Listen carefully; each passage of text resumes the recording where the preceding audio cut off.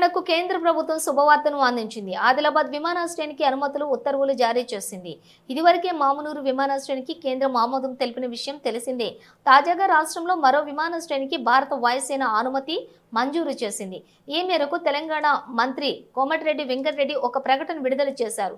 ఆదిలాబాద్ జిల్లా ప్రజలతో పాటు తెలంగాణ ప్రజలందరికీ ఇది శుభవార్త అని ఆయన పేర్కొన్నారు.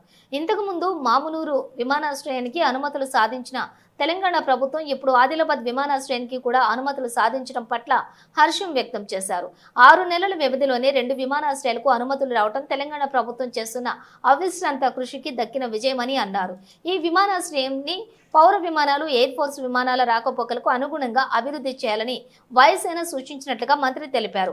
అవసరమైన భూమిని ఎయిర్పోర్టు అథారిటీ ఆఫ్ ఇండియాకు అప్పగించాలని అధికారులు లేఖలోని సూచించారని వెల్లడించారు. తెలంగాణలోని విమానాశ్రయంలో అనుమతులు మంజూరుకు సహకరిస్తున్నందుకు ప్రధానమంత్రి నరేంద్ర మోదీ, కేంద్ర పౌర విమానయాన శాఖ మంత్రి రామ్మోహన్ నాయుడుకు ఆయన ధన్యవాదాలు తెలియజేశారు.